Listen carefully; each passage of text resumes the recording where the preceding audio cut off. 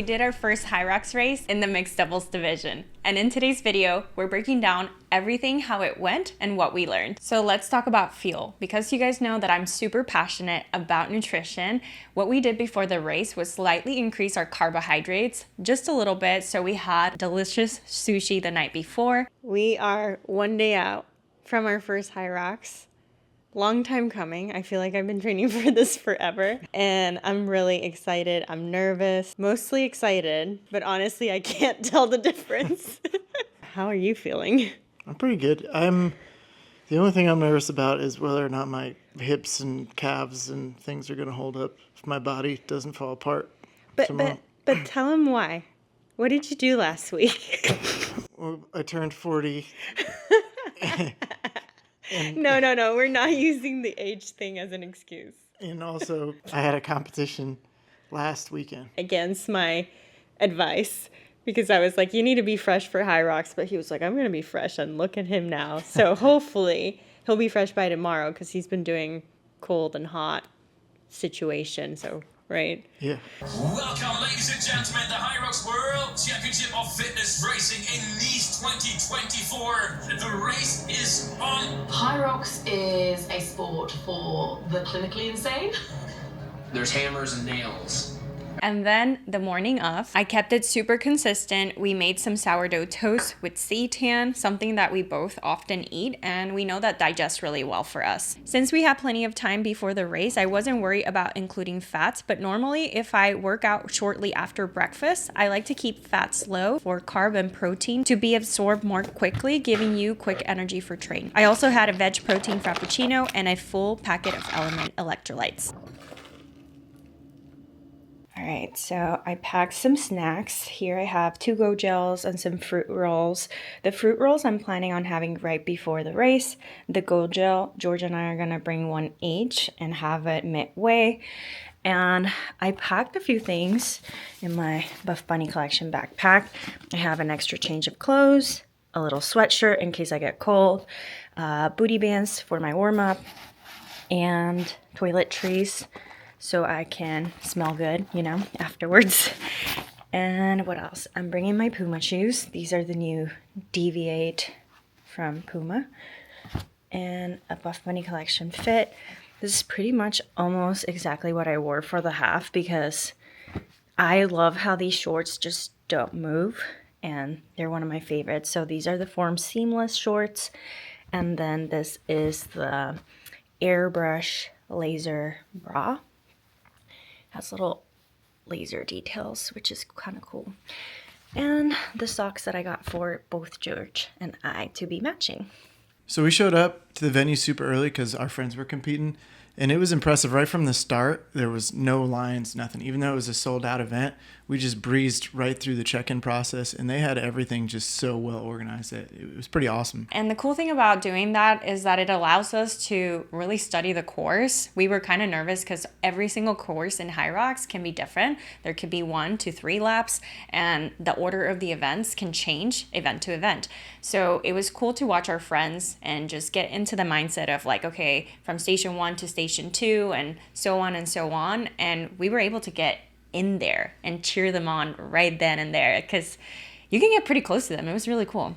Yeah, it's neat. It's a very fun event to be a spectator just because you can go to each station and then while they're doing the run, you can move to the next station to be ready. And you're like a couple feet away from them. So you're all in their business screaming at them. So it's super fun. And I think that everyone that went with us as spectators decided that they wanted to do a HYROX after that just because it's such a fun event to be a part of. It's so inspiring. It's really inspiring to see it. And because the stations are so accessible to everybody, like there's no high skill. So everybody feels empowered that like, hey, I can do this. So that was really cool. So while we were watching our friends, we were about 2 hours out from our own race. So I made the night before some spam musubi that is absolutely delicious from my cookbook, Fit Vegan Kitchen. And it's super simple, easy to digest. We used it plenty of times, so we know that this is a solid pre-workout meal for us. It's just tofu, rice, and seaweed. So we ate that, and then we headed to the warm-up area once we finished watching our friends. And the warm-up area was awesome too. For all the events we've done, it's probably the best warm-up area. It had everything you needed They had all the different machines. They had a bunch of ski ergs, a bunch of rowers. They even had bikes, all the different equipment. So we spent some time warming up, really a lot of time warming up. It was cool too because they had a little bit of turf and some sleds. So this is the first time we really got hands on the actual sled for the event. But the interesting thing was there was like a bunch of us there in like different divisions, and no one really knew what the sled weights were because no one knew the weight of the actual sled. And then all the plates were in kilograms. So there was just a lot of confusion about what the weight was that we were going to be pushing. So we just kind of loaded it up and hoped for the best and pushed the sled a little bit. And still, I don't think had any idea what we were going to be pushing or pulling during the race. So around this time, we decided to split an element packet. We needed to make sure that we were staying well hydrated before the race, but not overdo it with the liquids because none of us want to be peeing in the middle of the race, right? We're going for time. So let me tell you why we love Element so much. Element is a tasty electrolyte drink mix with everything you need and nothing you don't. It's formulated with the perfect science-backed ratio of sodium, potassium, and magnesium to keep you feeling energized and hydrated. Whether it's a HYROX race, a CrossFit workout, or a long run, George and I sweat buckets. So it's absolutely critical for us to replenish sodium and stay hydrated. Element helps us feel ready before, during, and after intense sessions. They're giving my amazing community a free 8 sample pack with any purchase. When you go through my link, drinkelement.com/Natalie, that is drinklmnt.com/Natalie. Thank you, Element, for sponsoring today's video. So it's time to line up and let's talk about the tunnel. They put us in this massive Red Bull tunnel. It's really cool. They do like a countdown. They do some guided meditations right before. There's a hype girl. It was really neat. I don't know. I haven't experienced anything like that. The vibes are absolutely incredible. And they have heat times running every 10 minutes, which is wild. Yeah, it was really neat. They had like a full like video showing all these like HYROX stuff, and everyone was pretty amped up. Like it was cool. And it's kind of a small space. Like everyone jammed in there together. So you could feel the energy before you got started. That was really fun. Do you want to talk about our goal time? We had done a couple simulations before, and our goal was really just to be around our simulation time, which was about an hour and 14 minutes was what we were going for. So that was all we were kind of hoping for, especially for our first one. We weren't trying to win or anything. It was just be a reasonable time, something that we could be proud of. There are many categories in HYROX, and we were doing the mixed doubles division. And what I like about this one is that we both do the run together, but we split the stations however we want. And obviously you want to pick the strongest runner to start off in these stations and finish, so the weaker runner can, have rest before going into the runs. So there's a lot of strategy that goes into it. And yeah, I think doubles is one of the most fun to watch in my opinion.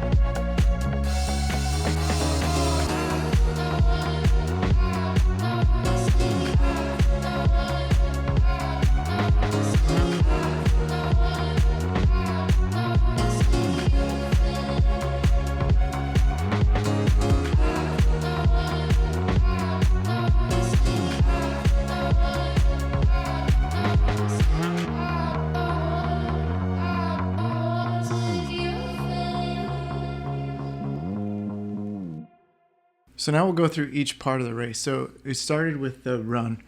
So right out of the tunnel, we came out a little hot. I mean, we were moving. Our strategy was, we talked about before, we wanted to go pretty fast on that first run. And our thought was we'd get ahead of the crowd a little bit so that as we were going into the rock zone or going to the stations, we wouldn't be waiting on anyone. But the interesting thing is when you're running, I don't think we realized, since there's heat every 10 minutes, there's like a lot of people on the track or on the course that aren't in your heat. So there's no way of like getting ahead of everyone. Like there's people running all over the place. So it does matter a little bit as you're going into the rock zone. But other than that, it didn't make a whole lot of sense for us to go that fast. That could have been a mistake, coming out a little too hot on the first run. And our first run time was a 3:38 for the 1K. But that one is a little bit shorter because of where the tunnel is. It kind of takes a few of the meters off of that one. So I don't know exactly what our pace was on that, but we got into the ski pretty quick. Yeah, that was my holy shit moment. I felt like we definitely pushed the pace so much that I was like gas, but it didn't stop me because ski is one of my favorite stations. I practice it a lot, so I feel really comfortable in it. So I just went with the pace that we normally do. So George and I had a strategy of swapping every 250. And when it was my turn to rest, I just couldn't bring my heart rate down at all. I was not recovering. So I think I was like in a panic mode. Am I going to be able to sustain this pace right in the first station? So it was like, I don't know, it caught me off guard. We were holding, it averaged about a 2 minute per 500. I was slightly below that 2 minute per 500. She was slightly above. And then we finished that ski in 4 minutes, 21 seconds total. So on and off the platform in 4 minutes, 21. So that was a pretty good pace. That was right where we wanted to be. And then after that, I think we took off on the second run. We started to find our pace. Our goal pace was like right around a 5 minute 1K, which was kind of fast for us, but we were right around there, 5 and change. And I think our second run was a 5:22, which I was pretty happy with. And then got into the sled push. Yeah, the sled push was a rude awakening for me. Again, like back to back, I was just like in constant shock because I thought for sure that the sled, I was going to dominate the sled. Like I practiced the sled a lot, but like George said, in our practices, we never quite knew what the sled weight was actually because every single sled that we worked on was different size. So we were just loading it up with weight and hope for the best. That was so hard for me. Like when I tried to push that sled, it was not moving, guys. I was probably getting 3 steps and my feet were sliding. And one thing that I didn't realize and that I don't think anybody can prepare for is that by noontime, so many heats have gone before you. My sled was completely drenched in sweat, and the way that I practiced gripping the sled, I completely just fell through. Looking back now, I wish I would have swapped my grip so I could have moved it more efficiently. The sled was tough. It was harder than I thought. I'll never forget that first push. I was like, oh, this is heavy. This is going to be rough. And then the way we had planned it was to basically just split all the work. And it turned into I would push it as far as I could. Natalie would push it for about 2 steps to give me a break. And then I would have to push it again. So I was pretty gassed on the sled. I started to worry a little bit. I was concerned because my legs were wrecked. And I was kind of struggling going into that run right after that sled. So we finished the sled in 2:05, which is still pretty good. That was fast. I mean, we were still moving. Yeah. We had a strategy and a plan, but we had to pivot. Like at the end of the day, we wanted to have a good time. So I wasn't moving it efficiently. So George was like, hey, I'll take over. And he was moving it really fast. Yeah, the one thing, like we had a plan, like our base plan, how we're going to split things. But the important thing with the doubles, I think, is just always have someone moving at all times. Like there shouldn't be a time when you're both just like hands on knees, catching your breath, staring at each other. So I knew that I was just going to have to do more work on the sled to keep it moving once that slowed down. And that kind of went for all the stations. I think that's just a good efficiency point, is make a pact with you and your partner if you're going to do it, that you're just going to keep things moving the whole way through. So yeah, we finished that sled, and then that next run was pretty slow, a 5:43. So we were definitely shaking our legs out. The good thing was we knew, because we'd done some simulations, that run after the sled stuff is one of the hardest just because your legs are heavy. And you just got to like push through the first, I don't know, a few hundred meters, and then your legs will loosen up a little bit and you'll feel better. So we did that and then got into the sled pull. Yeah, and the sled pull, there is chalk, and I did not know this, but take advantage of using that chalk because, again, your hands are going to be sliding. So we actually, in all of the practice that we did, we kind of got, well, at least I did, got overwhelmed with what was shown online, like all of the different strategies that you can use for a sled pull. And I think when I grabbed that sled weight, just like the sled push, it just felt heavier than what we practiced. So I was trying everything. Like I wish I would have practiced with something that I felt really comfortable and stuck with that during the race. But I was just swapping over and over, just getting frustrated with myself because I wasn't moving it efficiently how I did in practice. So that was something that, I don't know, it was like a bit of a shocker. Again, I was just kind of feeling a little bit down on myself at this point because everything that I said I was going to split with you, I didn't.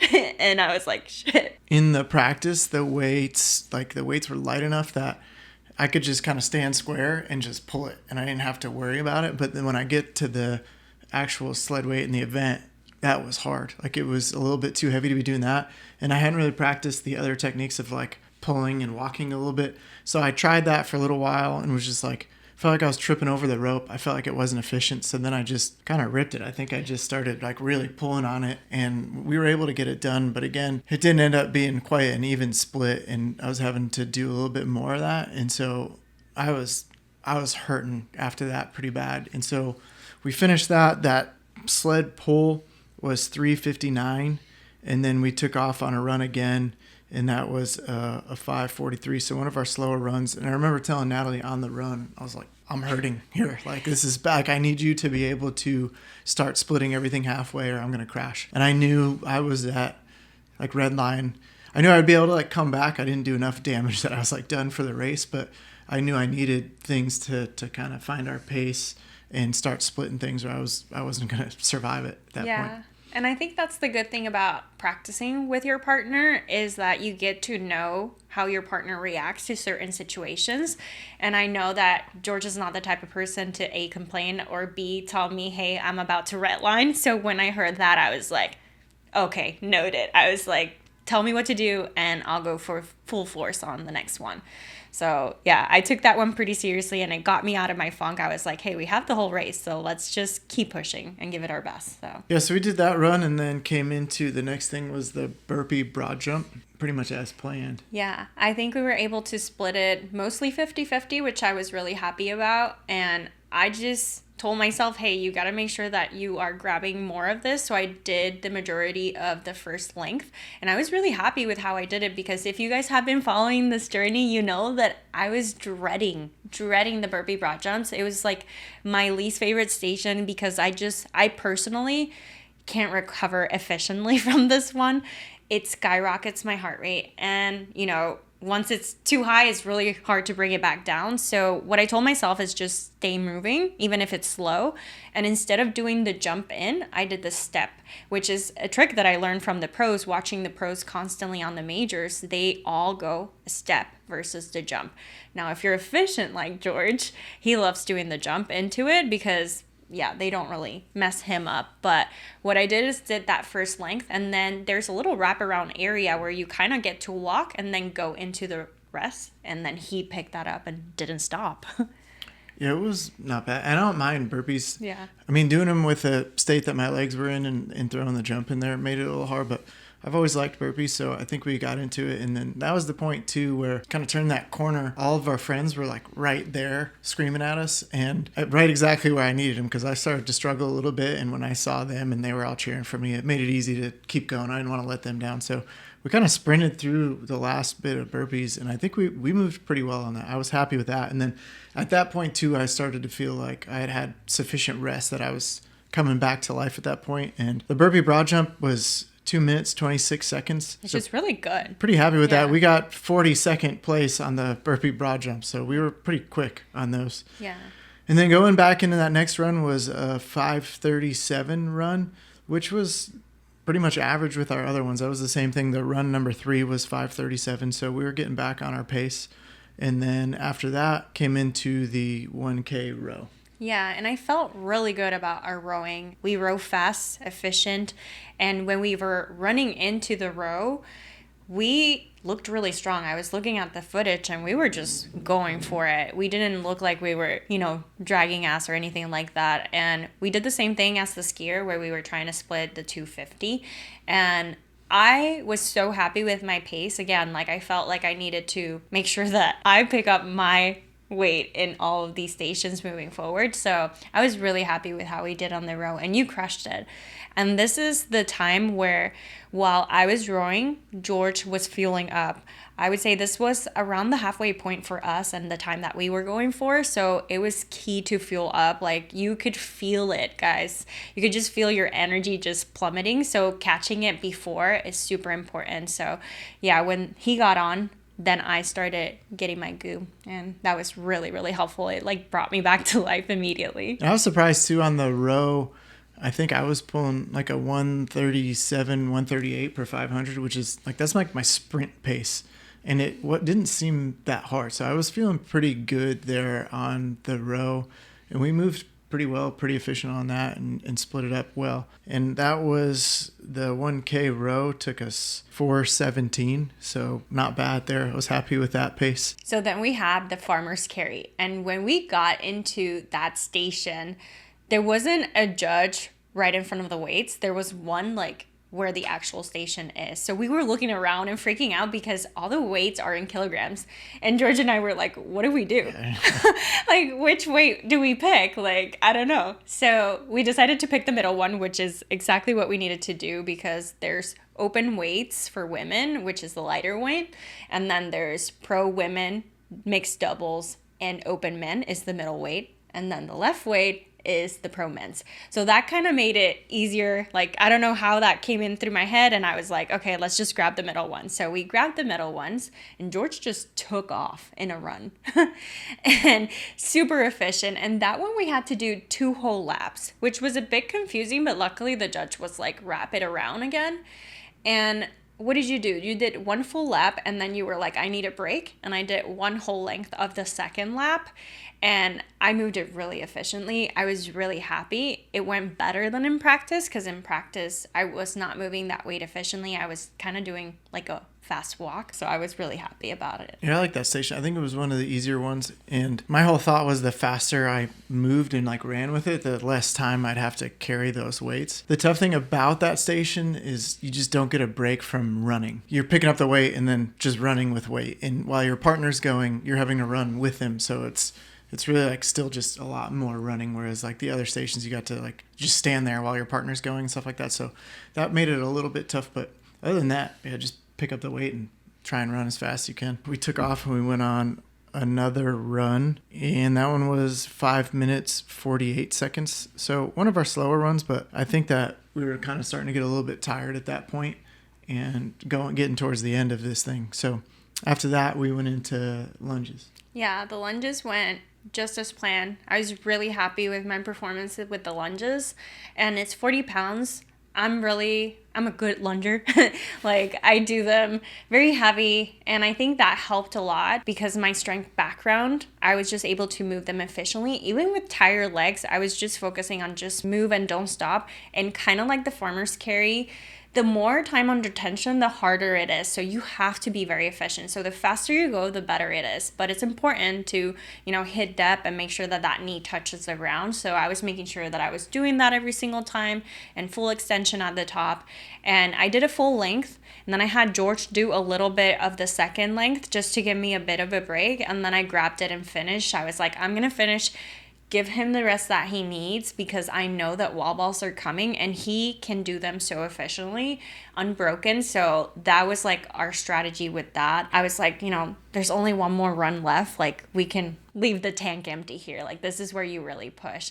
But it was kind of funny because I was looking back at the footage and George is having a good old time recovering, high-fiving everybody. And I'm like almost dying. But yeah, the lunges felt really good. I was so happy about that station. I hate lunges. So we had kind of an agreement that was where she needed to do a lot because every lunge that she did was more wall balls that I'd be able to do in the next station. So it worked out just kind of playing to our strengths. The other thing that I think helped was the transitions we were doing on that, where when it was time to switch, all I would do is just like put my head in Natalie's back, grab the weight, and then put it over my shoulder. The back-to-back's kind of tricky, and that seemed to be the easiest way to do it, was just do that and then go. It's light enough that you can just pick it up right over your head and then start lunging. So then we took off on our last run. Our fastest run, too. Yeah, which was our fastest run. Yeah, I think we knew there that we just needed to pick up the pace. It was the last one. Like, yeah. It was the end of it. So I redlined so hard. I was like panting. I couldn't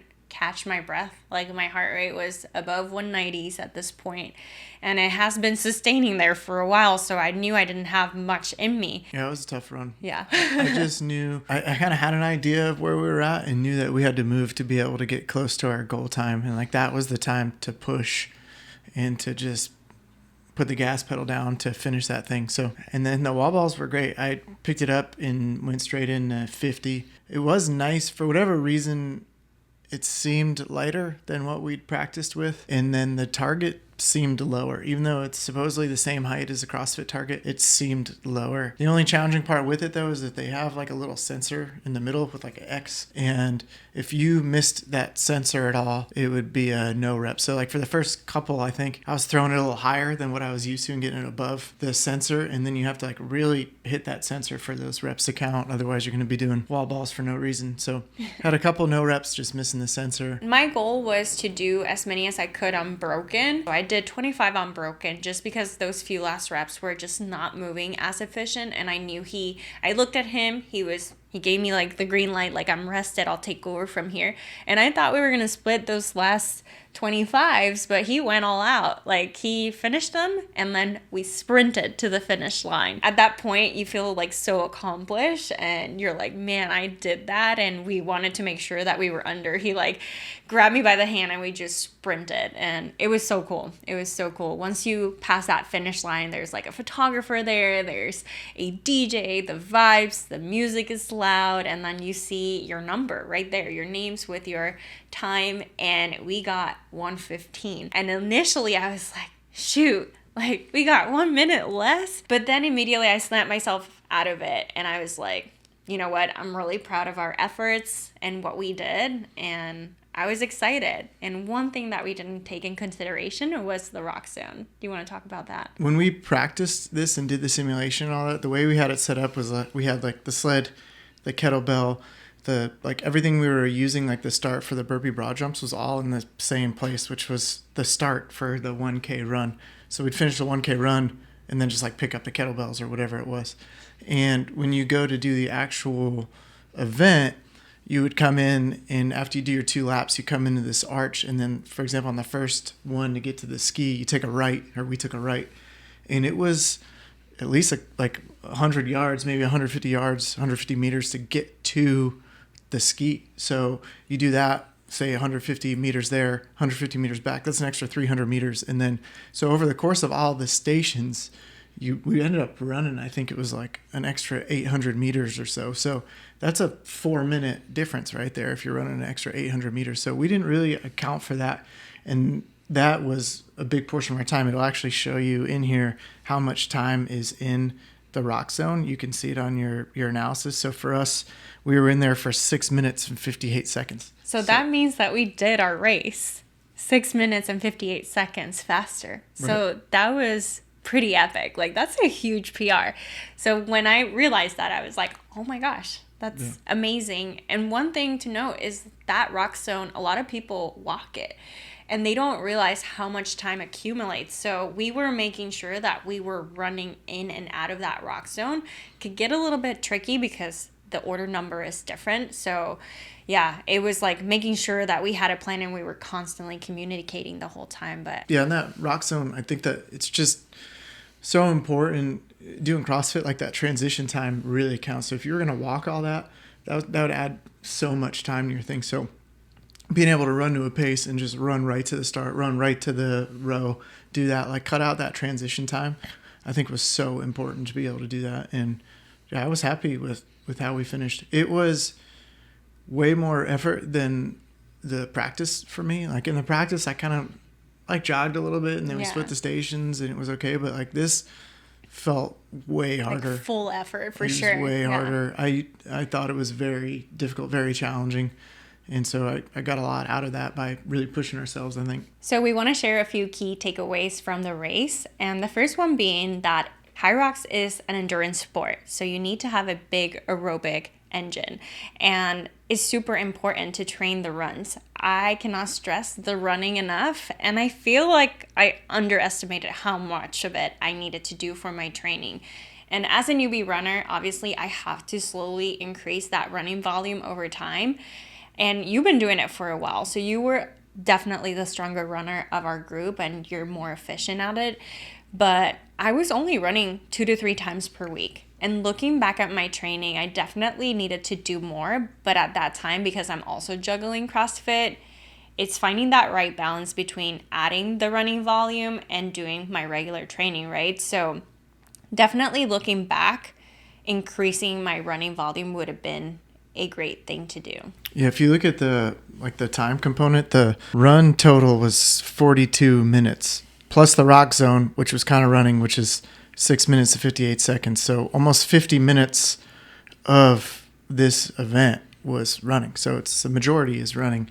And I think that to be really successful, and I think what sets apart like the pros is they're able to run that, 5 minute, sub 5 minute 1K with their heart rate coming down. That's like their recovery, and they're able to sustain that pace all the way through. So I think that's where you need to be at with the running. And I also think you need to be able to go from, aerobic on the run to anaerobic, like sled push or sprint, like back and forth, which is pretty tough to do. Like to be able to do an hour-long event and switch back and forth between, running and trying to get your heart rate down and doing, burpee broad jumps with your heart rate coming up really high and very anaerobic. It's tough. It's tough to train. You got to be very specific with your training for that and be ready for that. So the next key takeaway is that you need to train your weakness. It's so important. Me coming from a bodybuilding background, it was very important for me to train my aerobic capacity. And say, for example, a runner, a very efficient runner, maybe doesn't have a lot of muscle or strength. Their thing that they should be focusing on is strength and the stations. And the next one is communication in doubles is absolutely everything. And we talked a little bit about this before, but basically making sure that you know how your partner responds in high stress and ensuring that hey, like if I see you struggling over here, adapt and modify as we go. That comes from we didn't do a whole lot of sims together, but we did at least enough to know where we needed to pick up each other's slack and what our strengths and weaknesses were. So the next important thing that we learned was just to run your own race. So it's interesting as you're coming out of the chute and doing the run in each subsequent run that there's a heat every 10 minutes. So there's always people on the track. So sometimes it was easy to get caught up. Like you'd be running and then you'd feel somebody coming up on your heels and like coming up behind you, and you'd be increasing your pace and trying to keep up with the pack. But you forget that might be their first lap of their first run. So like they're fresh and you're trying to keep up. So it's really important to just know your own pace and be able to stick to that pace. Same thing with the stations too.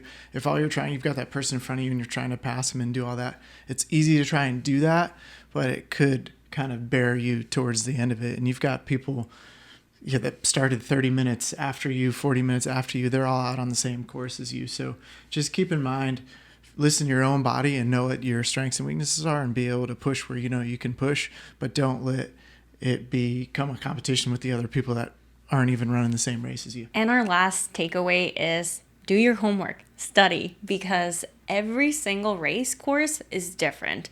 And there's so many stations, there's 8 stations, and you need to learn how to do them for HYROX. What is the rules for these stations, the depth that you need to hit at a wall ball, all these things you need to make sure that you know and that you do your homework prior. Like it's so important. Yeah, that really helped too, get in there early and being able to watch the other people, because even looking on the map, it's kind of confusing. Like I don't think I would have really known where I was going, but once you go and see it and you walk the course a little bit, it makes it pretty easy. And just knowing like for the first 4, we had to come into the gate and turn right, and then at a certain point you had to come into the gate and turn left. And if you make the wrong turn, it's going to cost you several minutes. And then just the little things too about like how far you need to push the sled. All of those can be very costly if you start getting penalized and stuff. And you work so hard and you train so hard, you want to make sure that you're going the right way, not getting lost, not getting penalized. It's tough. It can be a little confusing. And then the other thing that's helpful too is that while you're running the laps, like you would think like, oh, it was only 2 laps. Like how hard can it be to keep track? Well, like when you're in the heat of battle and you're like redlining, it's pretty hard to even just count to know if you're on the first or the second lap. But there was, at least for us, there was like a giant screen on one of the corners, and it would say as you were passing it would pick up your chip, and it would either say, you need to run another lap, or it would say which station you were going to. So I was looking at that every time to try and make sure that we were going to the right place. So that was helpful. Find that screen hopefully they got it every race. Yeah, they do. That was helpful. So I'm so proud of how George and I did this and our time, how we executed the plan and pivoted when we needed to. And I caught the bug. Like I wanted to do this so badly because I was looking for new ways of training after my bodybuilding career ended. And honestly, I fell in love with hybrid training, running, and CrossFit, and it's been so much fun for me. And I honestly can't wait for the next one. I'm already looking at the calendar. And what's next? Honestly, I'm just going to keep training, continue to build my aerobic capacity, and hopefully do a solos in the future. So yeah, let me know in the comments section down below if you guys have ever done a HYROX, if you're interested in doing one. Yeah, what's next for you? I'm not sure. Keep training. I really enjoyed this event. I thought it was great. I've done a lot of CrossFit competitions. I've done some triathlons, some races, some marathons, but of all the events I've done, I think this one was like, they treated the athletes the best. Like you felt like a top tier, like pro athlete, no matter who you were. It was pretty cool how they had it all set up, and just every little bit of it seemed that like the attention to detail on it was very impressive. So I loved it. I would definitely do another one. I'd also like to do a solo one at some point, but I'm just happy to work out. I think it's so cool that these races happen all over the world, so you can pick a race and make a vacation out of it. So it's like right up our alley, so definitely won't be the last one for us. So yeah, let me know in the comment section down below if you enjoyed today's video. Make sure to give it a big thumbs up and subscribe to the YouTube channel if you're new here, and I'll see you on the next one. Bye!